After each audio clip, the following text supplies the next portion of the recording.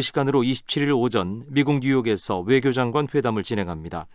한일 외교장관 만남은 지난달 21일 베이징 한중일 외교장관 회담 이후 한 달여 만으로 지난 11일 모태기 외무상이 취임한 이후에는 처음입니다.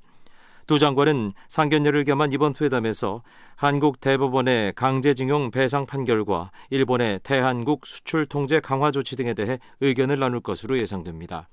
또 다음 달 22일로 예정된 일왕 즉위식에 한국에서 특사를 파견하는 방안에 대해서도 논의할 가능성이 점쳐지고 있습니다.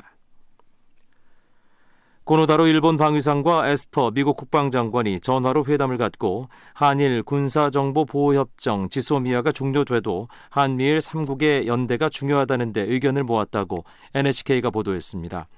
NHK에 따르면 고노 방위상은 오늘 각이 후 기자회견에서 어젯밤 방위상 취임 후 처음으로 에스퍼 미 국방장관과 전화통화를 통한 회담을 했다고 밝혔습니다. 고노 방위상과 에스퍼 국방장관은 이번 통화에서 미일 동맹을 지속 강화하는 동시에 후텐마 미군 기지의 이전을 순조롭게 진행하기 위해 상호 긴밀히 연대해야 한다는 데 의견을 모았습니다.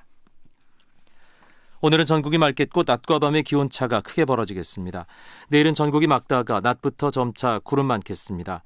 내일 아침 기온은 서울이 15도 등 전국이 10도에서 18도로 오늘과 비슷하겠습니다. 지금 서울의 기온 25.3도입니다. 일라디오 5시 뉴스 아나운서 이광용이었습니다. 5시 5분입니다. KBS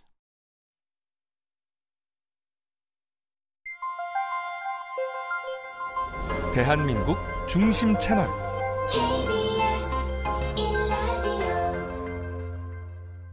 Listen, everyone.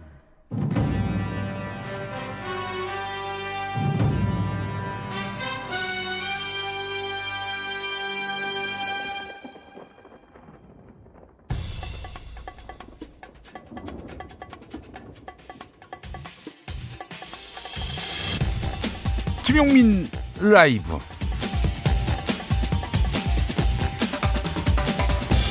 (2019년 9월 24일) 화요일입니다. 안녕하십니까, 김용민입니다.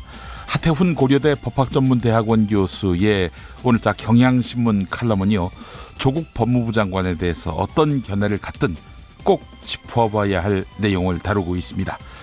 검찰은 그렇게도 애지중지하는 피의자 신문 조서도 없이, 즉 한 번도 부르지 않고 조국 법무부 장관의 부인 정경심 교수를 사문서 위조 혐의로 기소했습니다.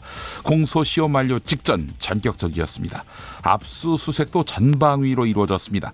대상과 장소가 다소 포괄적이고 특정되지도 않았습니다. 수십 군데 했다는 거 아닙니까? 일부 기관은 압수수색이 아니라 자료 제출을 요청해야 할 곳도 있었다. 그러니까 자료 제출 요청에 앞서서 압수수색부터 했다, 이 말이죠.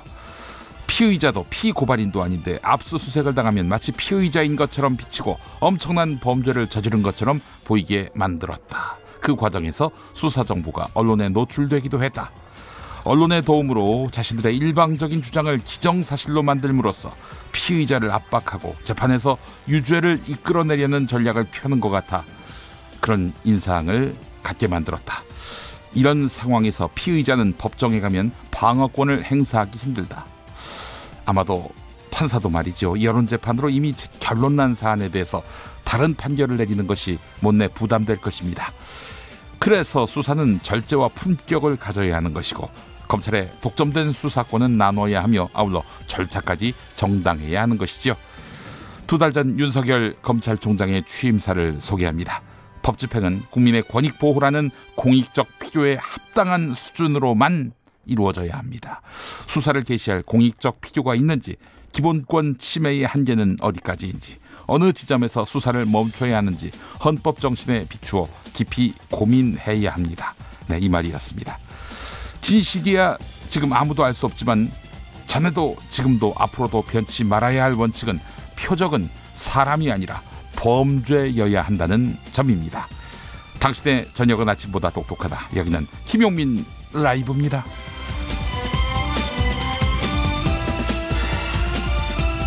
대한민국에서 가장 겸손한 스피커, 여러분은 지금 KBS 1라디오를 듣고 보고 계십니다. 영상으로도 함께 할 수 있는데요, 유튜브 KBS 1라디오 계정으로 함께 해주시기 바라겠습니다. 오늘부터는 유튜브 KBS 1라디오 계정으로만 함께 할 수 있습니다. 여러분 유튜브에서 KBS 1라디오 입력하시고 KBS 1라디오 계정으로 들어오셔서 김용민 라이브 함께해 주시기 바라겠습니다. 아프리카 돼지열병이 국내에서 처음 발생했던 경기도 파주에서 또다시 오늘 새벽 확진 판정이 나왔습니다. 인천시 강화군에서도 아프리카 돼지열병 의심 농가가 나왔는데요. 관련 속보 나오는 대로 바로 전해드리겠습니다. 지금 현재 KBS 1 텔레비전에서 이제 특보가 방송 중입니다. 자, 여러분의 일상에서 바로 여러분이 있는 그곳에서 7시까지 함께 달리겠습니다. KBS 1라디오 김용민 라이브 지금부터 오늘 순서 시작하겠습니다.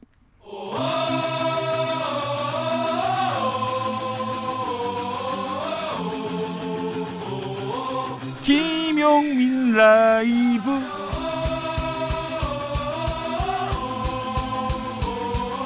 매일 오후 5시 5분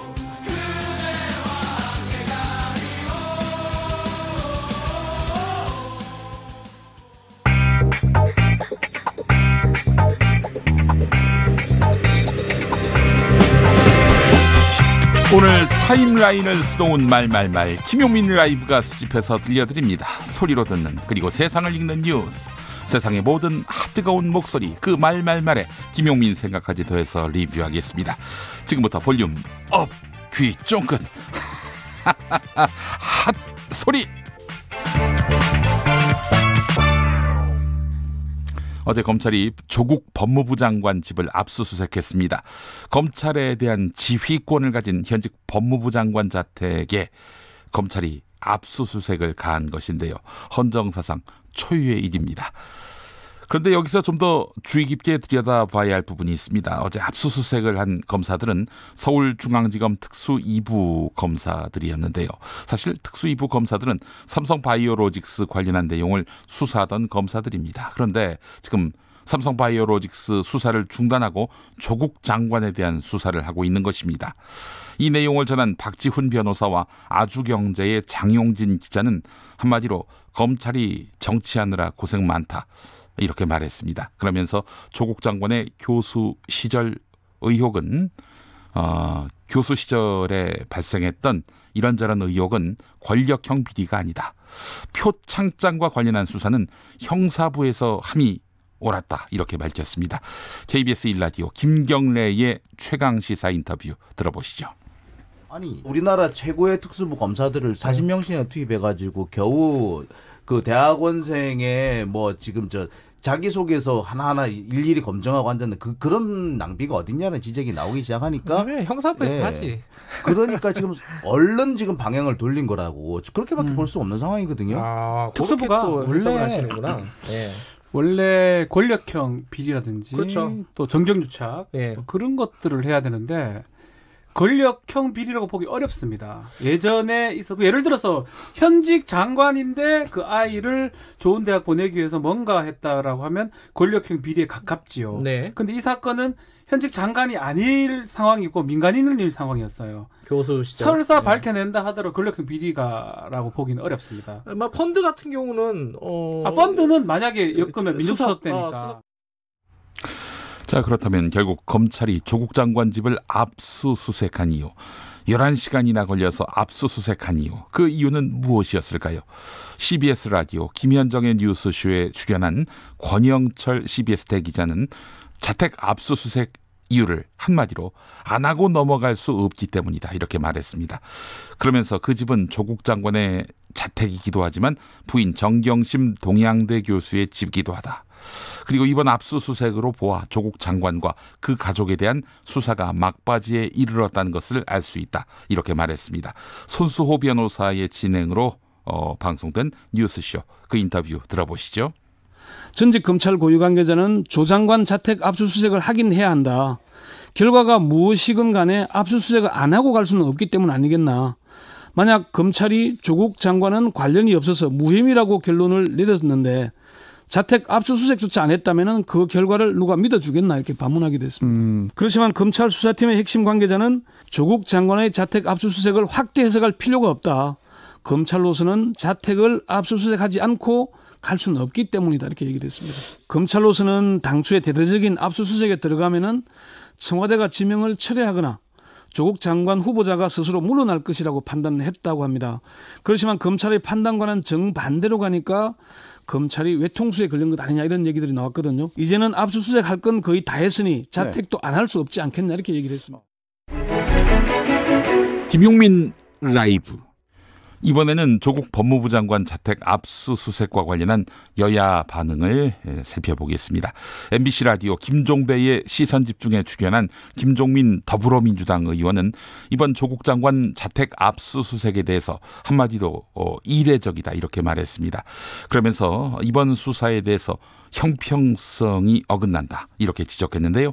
대표적인 사모펀드 수사였던 론스타 수사 당시 혐의 총액 9천억에 당시 투입된 검사가 20명 남짓이었는데 이번 조국 가족의 14억 사모펀드에는 검찰 수사관들까지 합쳐 100명 정도가 투입됐다. 이게 과연 비례 원칙에 맞는 것인지 의심스럽다. 이렇게 말했습니다. 김종민 의원 발언 들어보시죠. 수사관들까지 합치면 100명 정도 될 거라고 추산하고 있어요. 그런데 이게 자 보세요. 사모펀드가요. 지금 우리가 14억으로 시작했습니다. 네. 뭐 조금 더 늘어나서 한 10억 정도가 뭐 대여금으로 왔다 갔다 했다. 24억 정도가 왔다 갔다 한 규모의 사모펀드의 수사예요. 론스타라고 아시죠? 네. 대표적으로 사모펀드 수사했습니다. 론스타의 혐의 총액이 한 9천억 됩니다. 네. 그때 론스타에 투입된 검사가 20명이었어요. 아, 그랬나요? 네. 예. 거기에 거의 1.5배 내지 2배 가까운 검사들이 투입되는데 이 규모는요 100분의 1도 안 됩니다. 알겠습니다. 그러니까 이게 과연 비례 원칙에 맞는 건지 균형에 맞는 건지 이걸 통해서 우리가 얻을 수 있는 공적인 가치가 얼마나 있는 건지 예. 총장 이 지휘관 아닙니까? 이 지휘 책임자는 이 전체적으로 과연 이게 헌법 정신에 맞는 건지 네. 이게 균형이 맞는 건지를 꼭 들여다보고 지휘 책임이 있다고 봅니다. 알겠습니다.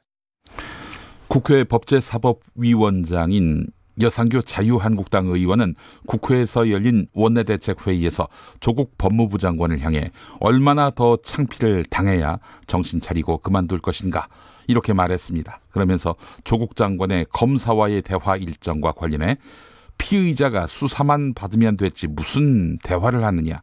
검사들은 절대 응하면 안 된다. 앞으로 모든 피의자가 검사와 대화하자고 나서면 어떡할 것인가. 이렇게 비판했습니다. 들어보시죠. 얼마나 더 창피를 당해야 정신을 차릴 것입니까? 당장 물러나십시오. 검찰개혁 웃기지 마십시오. 검찰총장을 배제한 특별수사팀을 구성했다가 몰랐다. 이렇게 또 발뺌합니다. 피의사실 공표 금지도 본인의 피의사실 공표를 막으려 한다는 비난만 받았습니다. 그런데 검사와의 대화 이건 또 뭡니까? 피의자가 수사만 받으면 됐지 무슨 대화를 합니까? 검사와? 정말 이건 역시 참 웃기는 일입니다. 검사들은 이에 절대로 응하면 안 됩니다. 응하게 되면 앞으로 모든 피의자가 검사와 대화하자 이렇게 나서면 어떻게 할 겁니까? 김용민 라이브. 북한 김정은 국무위원장이 돌아오는 11월 부산에 올 가능성이 있다. 국가정보원이 전망한 내용입니다. 북미 비핵화 협상의 진전 여부에 따라 11월 25일 부산에서 열리는 한 아세안 특별 정상회의에 김정은 위원장이 참석할 가능성이 있다고 전망한 것인데요. 국정원은 오늘 국회 정보위 전체 회의에서 최근 북한 동향에 대해서 보고하고 국가보안법 위반 혐의 내사 사건 논란에 대해서 위원들의 질문에 답변했습니다. 더불어민주당 김민기, 자유한국당 이은재, 바른미래당 오신환 간사의 브리핑 차례로 들어보시죠. 국정원은 앞으로 2 내지 3주 안에 실무 협상이 재개될 가능성이 높으며 실무 협상에서 합의가 도출될 경우 연내에도 3차 북미 정상회담이 열릴 수 있다고 예상했습니다. 발병 돼지 살처분, 돈육 유통 전면 금지, 발병 지역 인원 이동 차단, 해외에서 수의 약품 소독제 도입 등의 조치를 취하고 있지만 7월 이후 여러 지역에서 지속 발병하고 있다고 보고한 바 있습니다. 민간인 사찰을 했던 의혹과 관련한 보도가 있었습니다. 국정원의 공식 답변은 기본적으로 국보법 위반 혐의 조직에 대한 내사 사건이라는 것으로 규정해서 법적인 문제는 없다 이렇게 얘기하고 있습니다. 켈리 클락슨의 스트롱거 듣고 오겠습니다. You know the bed feels warmer sleeping here alone. You know I dream in color and do the things I want. You think you got the best of me, think you've had the last laugh, bet you think that everything good is gone. Think you left me broken down, think that I'll come running back. Maybe you don't know me 'cause you're dead wrong. What doesn't kill you makes you stronger. Stand a little taller. Doesn't mean I'm lonely when I'm alone. What doesn't kill you makes a fighter. Footsteps even lighter. Doesn't mean I'm over 'cause you're gone. What doesn't kill you makes you stronger, stronger. Just me, myself, and I. What doesn't kill you makes you stronger. Stand a little taller. Doesn't mean I'm lonely when I'm alone. You heard that I was starting over with someone new. They told you I was moving on over you. You didn't think that I'd come back swinging. You tried to break me, but you see what doesn't kill you makes you stronger. Stand a little taller. 김용민 라이브 함께하고 계십니다. 애청자 여러분과 함께하는 방송입니다. 자, 김선미님, 검사가 수사권 가지고 보복하면 깡패라고 했죠.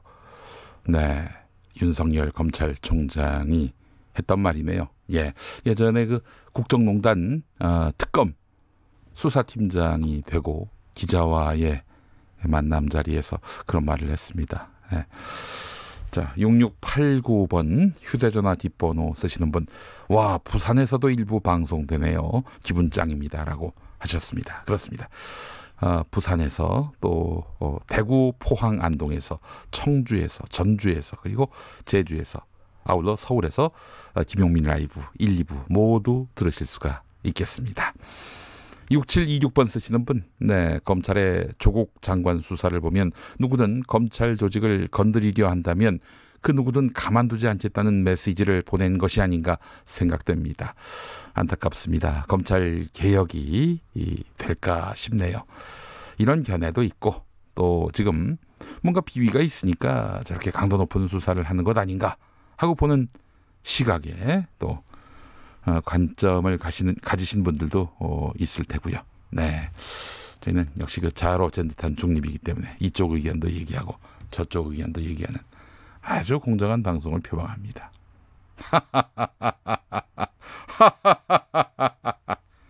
교통정보 듣겠습니다. 공인혜 씨입니다. 네, 이 시각 교통정보입니다. 도로 위로 차들이 많습니다. 특히 사고가 있던 구간을 중심으로 정체가 되고 있는데요. 서울 시내 올림픽대로 공항 방향 청담대교부터 한강대교 사이 밀리는 이유 조금 전까지 이 사이에서 사고 처리 작업하고 있었기 때문이고요. 이후 노량진 수산시장부터 가양대교 쪽으로도 막히고 있습니다. 반대 잠실 방향도 방화대교 부근에서 작업이 있었기 때문에 행주대교부터 제속도를 못 내고 더 가서 반포대교에서 영동대교 사이로도 밀립니다. 이어지는 경부고속도로는 서초에서 반포 나드목 사이로 양방향 도로 위로 낙하물이 떨어져 있기 때문에 이 주변 지나시기가 더딥니다. 특히 서울 방향은 양재 나드목부터 한남까지 정체가 심하고요. 강변북로 구리 방향 성산 부근에 사고 차량 치워졌지만 가양대교부터 동호대교를 지나 청담대교까지 정체와 서행을 반복하며 1시간 가까이 예상됩니다. KBS 교통정보센터였습니다.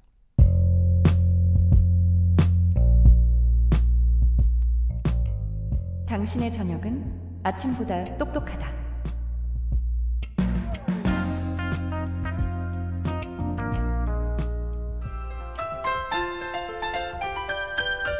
네, 여러분 안녕하십니까. 용용 엄기용입니다. 석석 불러보겠습니다. 네, 석석 오창석입니다. 네, 오늘 어디 나가 있습니까? 네, 때 아닌 짜장면 논란에 팩트체크를 하기 위해 방배동 현장에 나와 있습니다. 아, 그렇군요. 이 방배동이라면 조국 법무부 장관의 자택 압수수색이 있었던 그 현장이군요. 네, 그렇습니다. 어제 11시간의 압수수색에 네티즌들은 왜 수색 중에 짜장면을 시켜 먹었냐? 그렇게 짜장면을 시켜 먹어야 속이 후련했냐? 이런 반응을 보이고 있습니다. 네, 그래서 어떻게 팩트체크 해봤습니까? 네, 말씀드리는 순간 이분이 바쁘신데 오랜만에 자리해 주셨습니다. 직접 여쭤보겠습니다. 윤석열 총장님, 어제 그래서 어떻게 된 겁니까? 네, 오랜만입니다. 윤석열입니다. 정확히 말씀드리면 어제 검찰은 좌고우면 하지 않고 짜장면도 하지 않았습니다. 조국 장관 가족 권유로 한식을 주문해 먹은 게 맞습니다. 네, 물론 식사값은 저희가 따로 냈고요. 여러분이 얘기하는 짜장면으로 능멸했다, 이 주장은 사실이 아닙니다. 네, 방배동 현장에서 검찰은 절대 짜장면을 절대 능멸하지 않았다는 것을 전해드리며 마치겠습니다. 네, 미세 뉴스 보세요. 오늘의 뉴스는 검찰은 짜장면이 싫다고 하셨어.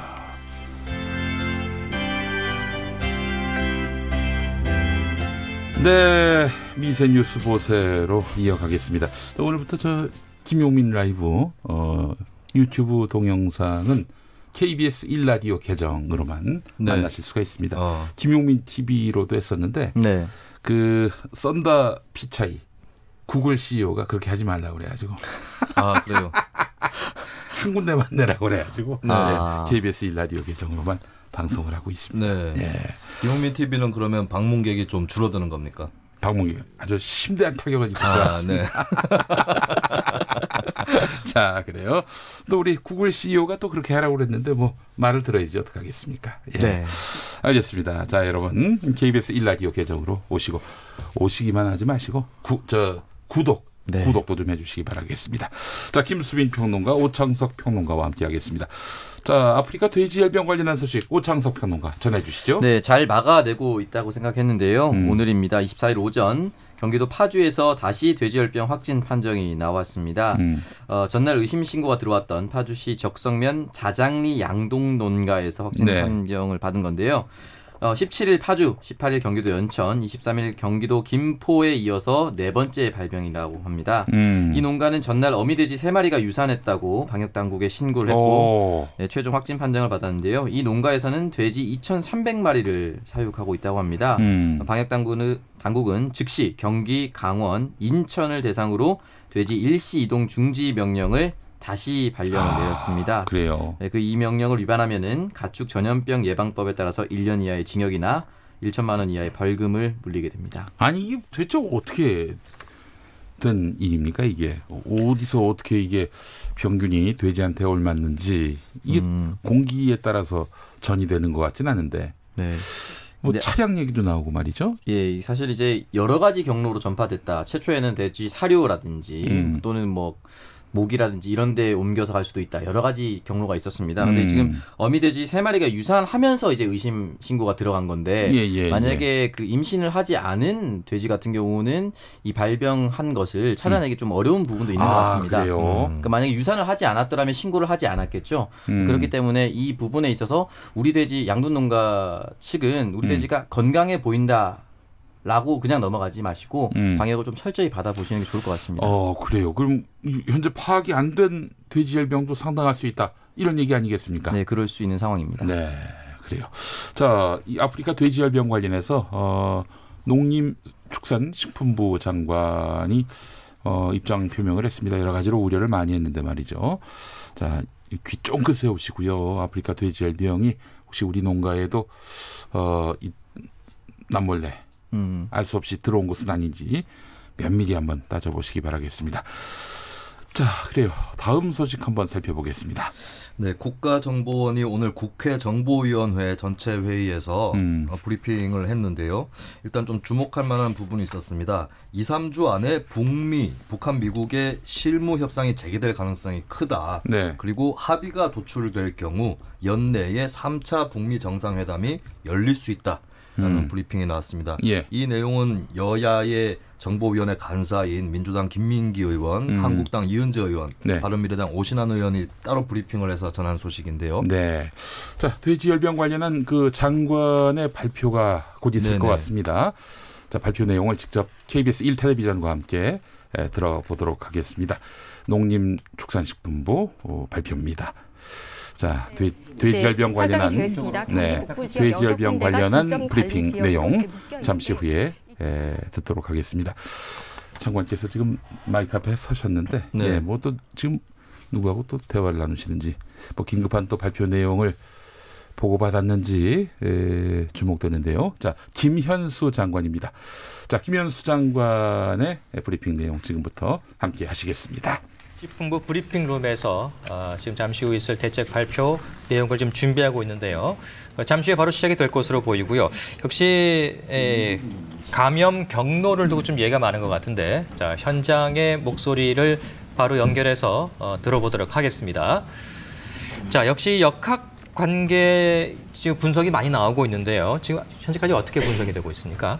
네, 차량 간 역학 관계 때문에 이렇게 급속하게 확산되고 있다, 이런 말들이 나오고 있는데요. 예. 사실 두 번째, 세 번째, 네 번째 이 확진 농장이 첫 번째 확진 농장과 역학관계가 있다, 이런 분석이 나오고 있습니다. 특히 사료 이동 차량, 도축 차량 같은 여러 가지 차량이 이동을 하면서 이걸 바이러스로 옮기고 다니지 않았느냐, 이런 분석이 나오고 있는데요. 직접적인 역학관계는 직접적으로 차량이 이동을 하는 것이고, 간접적인 역학관계는 해당 농장을 들렀던 차량이 이동한 곳을 다른 차량이 또 들렀을 경우, 이런 경우를 간접적인 역학관계라고 합니다. 즉 간접적으로 역학관계가 섞여 있는 이런 농장들이 굉장히 많이 있기 때문에 이 차량 역학관계를 분석하는데 지금 정부가 많이 힘을 쏟고 있는 그런 실정입니다. 네. 그러면서 최고 수준의 이제 방역을 실시하고 있는데요. 예, 현장으로 넘어가겠습니다. 안녕하십니까. 농림축산식품부 장관 김현수입니다. 아프리카 돼지열병 발생 상황과 향후 방역 강화 대책에 대해 말씀드리겠습니다. 먼저 아프리카 돼지열병 발생 상황 및 조치 상황입니다. 경기도 김포시 소재 양돈 농장과 파주시 소재 양돈 농장에서 아프리카 돼지열병이 9월 23일과 9월 24일에 각각 확진되었고, 최근 강화군의 예찰 검사 과정에서 아프리카 돼지열병이 의심되는 건이 있어 현재 농림축산검역본부에서 정밀 검사 중에 있습니다.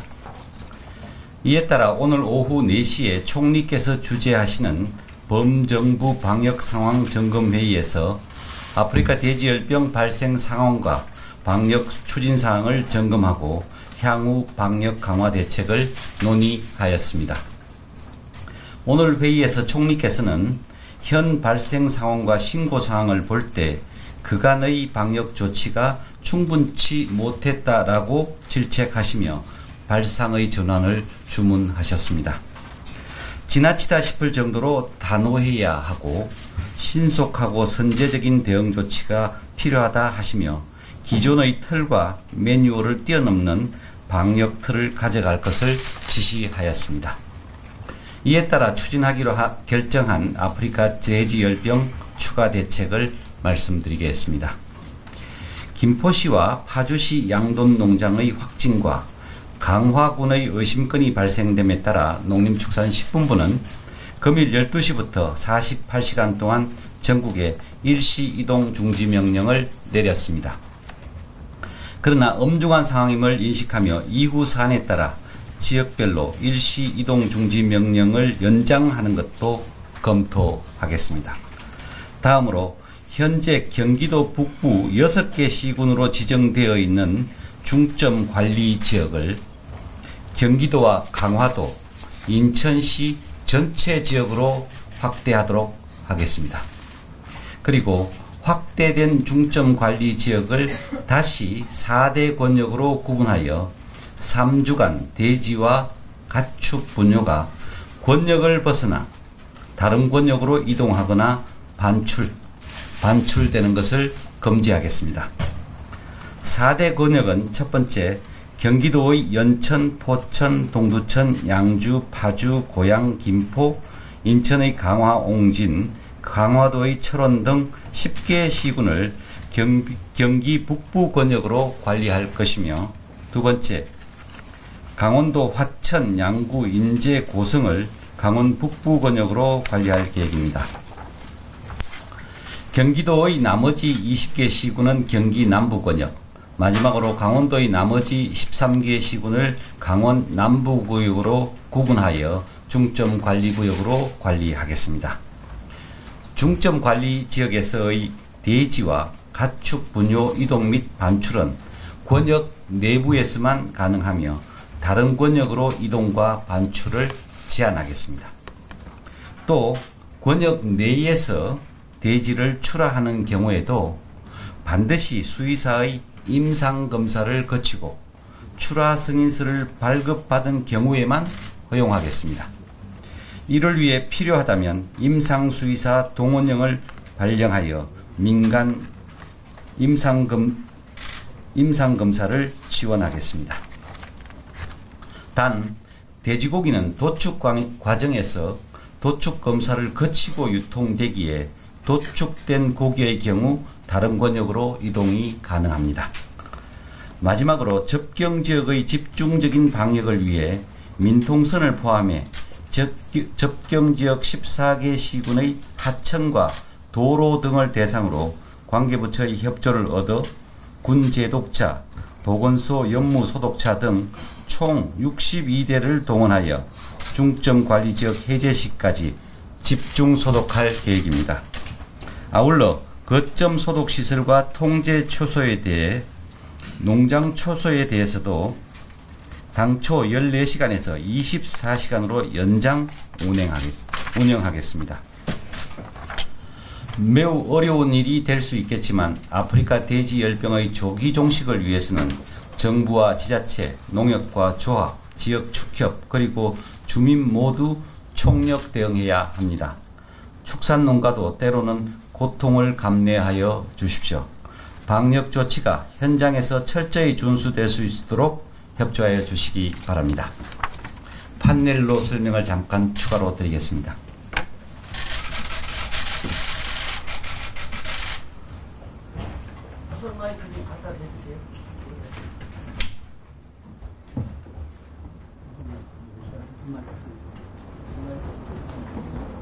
뭐예요? 아, 그래요? 네, KBS 1텔레비전과 함께 아프리카 돼지열병 관련 김현수 농림축산식품부 장관의 브리핑 듣고 오셨습니다. 자, 가축 등에 대한 일시 이동 중지 명령 등의 조치가 나왔습니다. 방송 들으신 대로 이거 비상한 문제입니다. 예, 돼지열병이 더 확산되지 않도록 각별한 유의를 해달라, 이런 당부의 말이 있었습니다.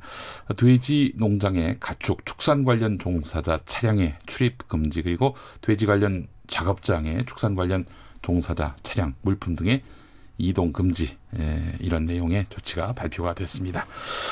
자, 그래요. 하여간 참 이게 심상치 않은 그런 돼지열병이고, 지금 북한 같은 경우도 이것 때문에 아주 초비상이라고 하더라고요. 세계적인 또 현상이고 있기도 하니까 이게 좀처럼 잡혀지지도 않은 그런 열병이기도 하니까요. 우리 각별히 함께 주의를 기울였으면 좋겠습니다. 자, 계속해서 다음 소식 한번 살펴보겠습니다. 조국 법무부 장관의 자택 압수수색에 대한 논란이 계속 이어지고 있죠. 네, 11시간 동안 이루어져서 상당히 이례적이다라고 얘기를 했습니다. 여기에 대해서 검찰이 해명을 남겼는데요. 이 압수수색 진행 과정에 있어서 변호인이 참여할 수 있도록 기다려달라는 조 장관 가족의 요청이 있어서 변호인들이 참여할 때까지 압수수색을 진행하지 않고 있었다고 밝혔습니다. 그리고 변호인이 도착을 해서 꼼꼼하게 압수수색 대상 범위에 대한 이의를 제기했고, 이에 대해서 검찰이 2차례에 걸쳐서 순차적으로 추가 압수수색 영장을 발부받았다고 합니다. 그렇기 때문에 11시간 내내 압수수색을 한 것이 아니라 변호인을 기다리는 시간, 그리고 변호인이 이의를 제기하는 시간, 그리고 다시 영장을 받는 시간 등이 모두 합쳐져서 11시간이 됐다라고 얘기를 합니다. 알겠습니다. 자, 김수민 평론가 다음 소식 뭡니까? 네, 검찰이 압수수색 등의 전방위적 수사를 하는 이유에 대해서 조금씩 전해지고 있는데요. 네. 조국 장관 일가의 자금 흐름을 들여다보고 있다라고 하는 얘기가 있습니다. 네. 그러니까 사학재단 웅동학원, 그러니까 조국 법무부 장관 부친 등이 운영을 해왔었던 이 사학재단에서 이제 동남은행에서 대출을 35억을 받았었는데요. 네. 네, 이 돈의 행방을 추적하고 있는 것이라고 전해졌는데 1995년, 98년 학교 부지와 건물을 담보로 대출을 받았고 또 이제 그 대출 명목이 공사비였습니다. 근데 대출금으로 고려 종합건설 이런 건설사에 공사대금 16억 원을 지급을 했었어야 하는데 네. 대금을 주지도 않았고 은행 대출을 갚지도 않았는데 혹시 이 돈이 이제 문제가 되고 있는 펀드 자금의 출처인 것은 아닌가 이것을 검찰에서 좀 집중적으로 의심을 하고 조사하는 것으로 알려져 있고요. 네. 예를 들면 이제 부인인 정경심 동양대 교수 이 경우에 이제 코링크피라는 펀드 운용사에 대출금 2억 원을 포함해서 20억 원을 투자했는데 네. 이 돈을 충당하기 어려웠을 것이다. 이렇게 검찰에서 또 의심을 하는 것 같습니다. 만약에 그 검찰의 의심이 맞다면 직접 투자를 금지한 공직자윤리법 위반에 조 장관이 해당할 수도 있는 것이고 또 재단 재산 유용일 수도 있어서 좀 이 부분에 촉각을 곤두세우는 것으로 전해졌습니다. 아, 그야말로 탈탈 타는군요. 예, 알겠습니다. 자, 오창석 평론가 다음 소식은요? 네, 일단 정경심 동양대 교수는 검찰 소환 및 조사에 성실히 임할 것을 약속한다고 얘기를 했고, 그리고 출근길에 조 장관 역시 퇴원을 했고 당연히 검찰 수사에 응할 것이다고 이렇게 밝혔습니다. 그리고 그 정경심 교수 같은 경우는 자신 SNS에 직접 제가 검찰 소환에 불응했다는 기사는 명백한 오보다라고 밝혔습니다. 부르면은 언제든지 나갈 것이고 현재까지는 검찰의 소환 요구가 없었던 것으로 파악되고 있습니다. 예, 한국일보가 보도했던 거 아닙니까? 예, 맞습니다. 좀 조사에 불응하고 있다. 예, 부르면 언제든지 나가겠다 이런 입장을 밝혔으니까요. 사실 검찰과 정경심 교수가 처음 대면하는 거 아닙니까? 예, 맞습니다. 예, 그래요. 어떤 조사가 이루어질지도 지켜보도록 하겠습니다.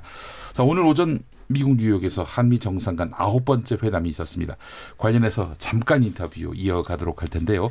문재인 대통령 오늘 회담에서 합리적 수준의 동등한 방위비 분담을 강조한 바 있습니다. 자, 오늘 서울에서 새 방위비 분담금을 놓고 협상이 시작됐는데 이와 관련한 이야기 한번 나눠보겠습니다. 이 국방 전문가이기도 한데요. 국회 국방위원회 소속 정의당 김종대 의원 연결됐습니다. 김종대 의원님. 네, 안녕하세요. 네, 자, 오늘 그렇지 않아도 국회에서 국방위원회 회의가 있었다고 들었습니다.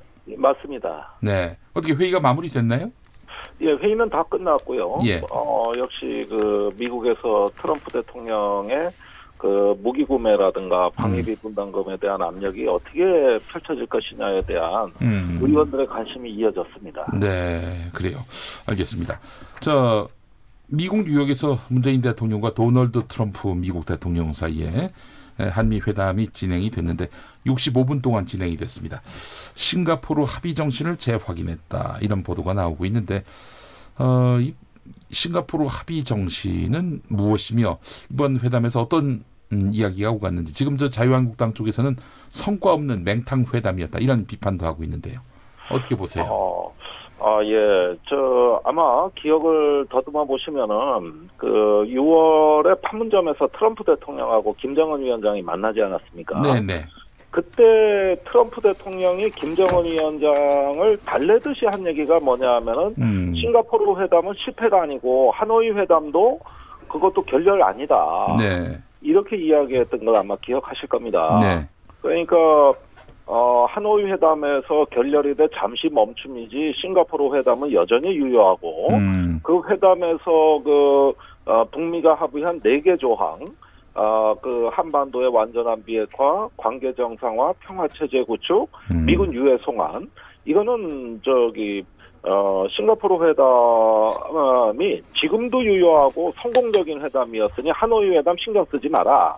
이렇게 얘기한 거거든요. 네네네. 따라서 그 트럼프 대통령의 발언의 연장선에서 이번에 한미 정상회담이 이루어졌다는 겁니다. 그거는 역시 이후에도 북한하고 싱가포르 회담의 어떤 이행 과정을 비핵화 과정으로 본다는 네. 트럼프 대통령의 의사 표시고 지금까지 나온 판문점 회담 이후로 가장 긍정적인 북미 협상에 대한 표현이라고 저는 보고 있습니다. 네, 영문을 잘 모르는 우리 국민들은요, 왜 갑자기 또 이렇게 북미 사이에 그 난기류였다가 갑자기 이 순풍이 돌고 있는지 이것도 궁금하고요. 뭐 지금 11월에 김정은 위원장이 부산에 올 수도 있다, 이런 보도를 보면은 남북 관계도 이게 뭔가 좀 순리대로 풀려가는 것 같고요. 뭐 무슨 결정적인 계기가 있었습니까? 역시 존 볼튼의 해임이 가장 결정적이었다고 봅니다. 볼튼 형이 이제 집에 가면서. 네. 기억나실 거예요. 13년 전에 조지 부시가 럼스펠드를 해임하면서 네오콘이 태조하고 육자회담이 급물살을 펴더니 결국은 이듬해 14 남북정상회담까지 연결되지 않았습니까?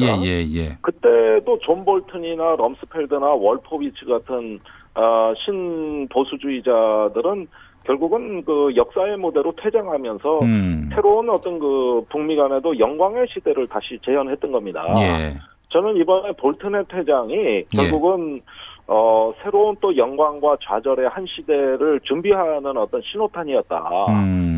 그런 점에서 이번에 그 볼튼의 퇴장으로부터 비롯된 일련의 수순들은 결국은 당시에 육자회담 재개, 그 다음에 그 2.13 비핵 합의까지 이르는 그 과정의 재현인으로서 어디서 많이 본 듯한 기시감을 느끼고 있고, 저는 굉장히 그 전율을 하고 있다고 말씀드릴 수 있습니다. 단도직입적으로 여쭤보겠습니다.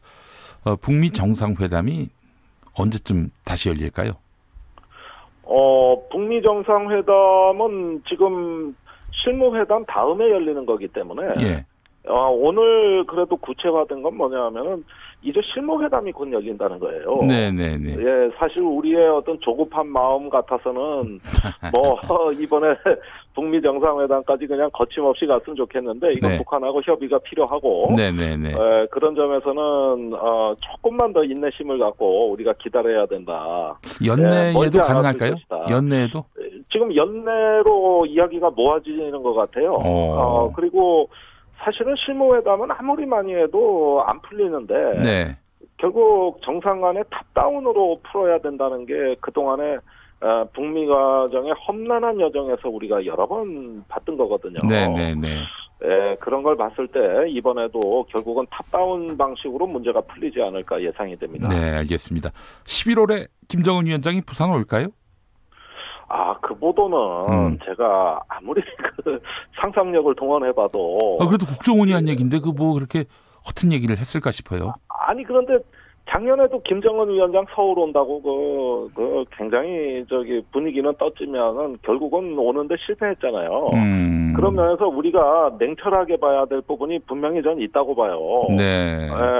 오면 얼마나 좋겠습니까? 이제 국제 무대에 정상 국가의 지도자로서 김정은 위원장이 첫 번째 데뷔하는 건데, 그거야 이제 평화가 어느 정도 성숙됐다는 그거보다 더 좋은 신호가 어디 있겠습니까? 그러나 국제 정치는 냉엄한 겁니다. 항상 그 희망을 갖고 있다 하더라도 정말 그 차가운 머리로 봐야 되는 영역이 분명히 존재하기 때문에 우리가 희망을 갖는 것은 좋지만 그렇다고 해서 섣불리 부산에까지 오래 온다고 보기에는 다소 좀 희망이 많이 나간 거 아닌가 하는 느낌도 들어요.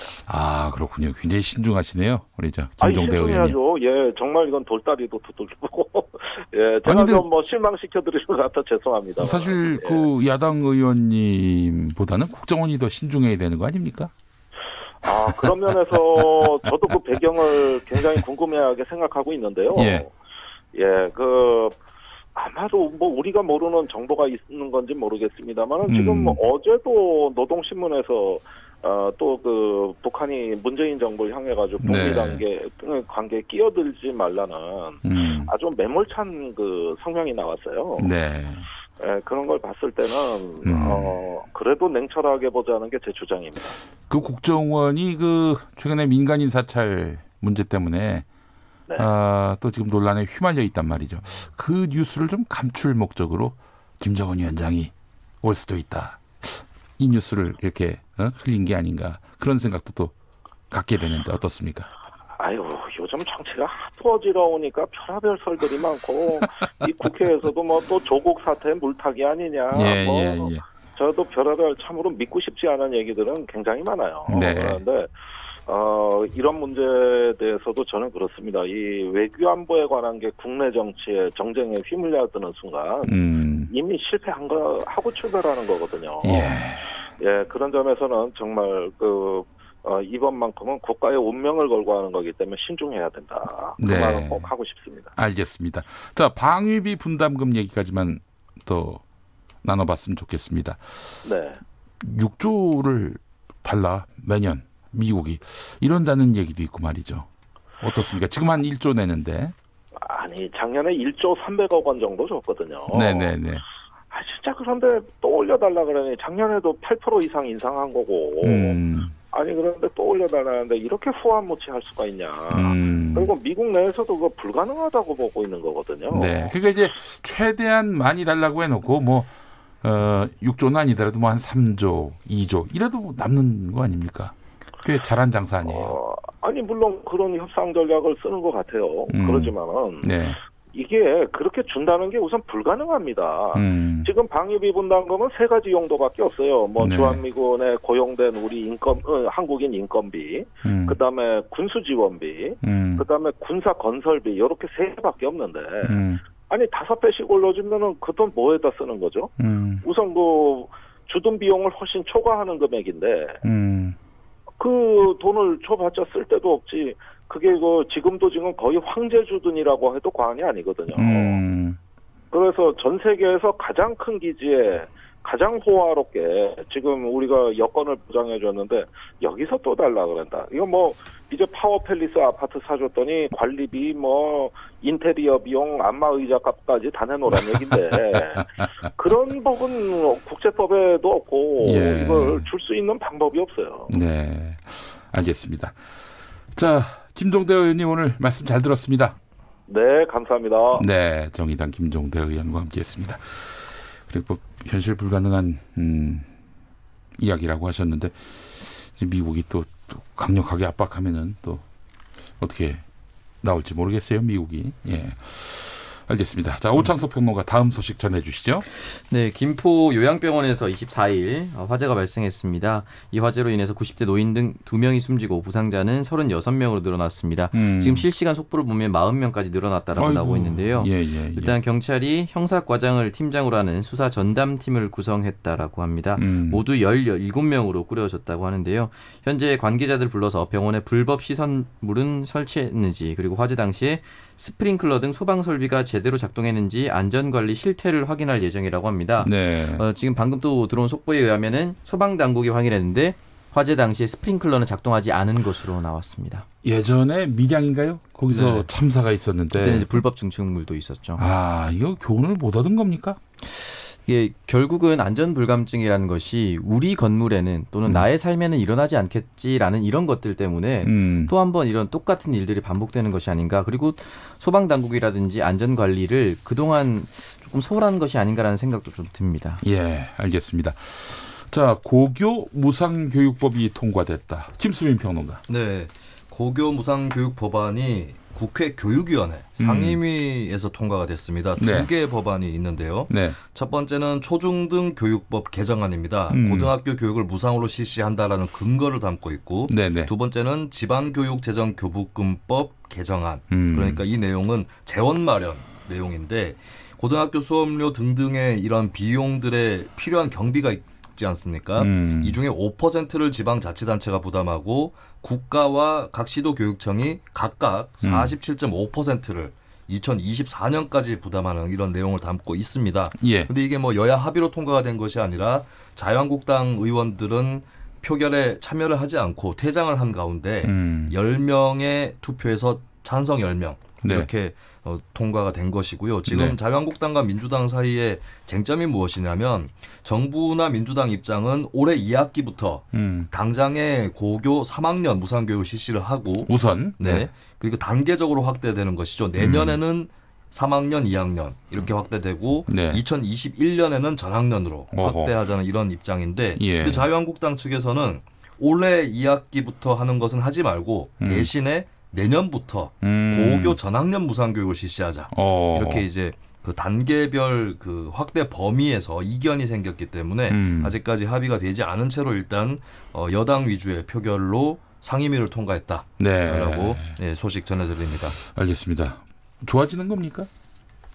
글쎄요. 근데 이 법안 자체가 통과되느냐가 아직 불투명하기 때문에 이 교육위원회를 통과했고 그럼 네. 이제 법사위로 가는 것이고 그렇습니다. 그렇게 해서 본회의로 회부가 되는. 네. 근데 법사위에서 현재 이제 법사위원장이 자유한국당 소속이기 때문에 의원. 상정 네. 자체를 하지 않을 수 있고요. 그리고 그런 경우에 이제 해당 상임위원회 위원들이 본회의 상정을 할 수 있는 이 절차들이 준비는 되어 있는데 그것을 이제 일일이 이행할 수 있을지 그 부분도 좀 아직은 불투명합니다. 아, 여상규 위원장 역대급 법사위원장이에요. 본인이 네. 마음에 안 들면은 뭐 그냥 사회만 봐야 되는데 네. 법안을 저지할 수 있으니까 아 정말 대단합니다. 역시 권력은 네. 쓰기 나름인 것 같아요. 예전부터 관례적으로 제1야당 소속 의원이 법사위원장을 맡아왔는데 네. 보통은 장판교의 장비 수준이었습니다. 일단 버티고 있으면서 못 건너가게 하는 수준이었는데 네. 여상규 위원장 같은 경우는 이제 특히 법원 판결에 대한 의원들의 질의라든지 지적에 좀 민감하세요. 아, 얘기도 하지 말라고 그래요. 그래서 장비형보다는 적진을 휘달리는 조자룡형에 가까운 그런 법사위원장이 아닌가 싶습니다. 그래요. 아, 이거 뭐 대단합니다. 예. 알겠습니다. 자, 오창석 평론가. 다음 소식은요? 네, 방한 일본 관광객 수의 상승세가 꺾이기 시작했다는 기사입니다. 올 1월부터 방한 일본인 관광객 수, 그러니까 우리나라로 여행을 오는 일본인의 숫자가 전년 대비 두 자릿수 성장을 이어오다가 8월부터 성장률이 한 자릿수에 머물기 시작했다라고 합니다. 이 누적 방한 일본인은 전년과 비교해서 25.5%에 성장했는데 네. 그 전 분기에 비해서 지금 성장률이 떨어지고 있다라고 합니다. 네. 사실 이 기사만 보면은 확 감소한 것처럼 느껴지지만 네. 성장률과 방한 객수는 다른 겁니다. 전체적인 방한 객수는 늘어났지만 전분기보다 떨어졌다는 건 아무래도 7월 이후 또는 8월 이후에 조금 더 꺼려했다 또는 발길이 끊어졌다라고 보시는 게 맞을 것 같습니다. 네, 알겠습니다. 자, 오창석 평론가도 전해주셨고 기후행동 정상회의 연설이 있었네요. 문재인 대통령이 유엔 회의에 참석해서 발언했는데 김수민 평론가 전해주시죠. 네, 문재인 대통령이 지속 가능한 저탄소 경제로 조기에 전환하기 위해서 다양한 방안을 모색해 나가겠다라고 밝혔습니다. 거기까지만 하시고 네. 6시 뉴스 전망해 주시죠. 그 뒤에 이제 그 비판 내용들이 담겨져 있는데 자로젠 듯한 중립이 깨지는군요. 빨리 얘기하세요. 저는 이제 연내 북미 정상회담이 열릴 수 있다. 그리고 이제 김정은 위원장이 방한할 수도 있다. 그 국정원 보고 내용 첫 번째 뉴스. 전 아프리카 열병 48시간 일시 이동 중지. 네, 알겠습니다. 자, 두 사람 중에 누가 맞힐지 여러분 귀 쫑긋 세우시고 6시 뉴스 들어주시기 바랍니다. 6시 5분에 돌아오겠습니다.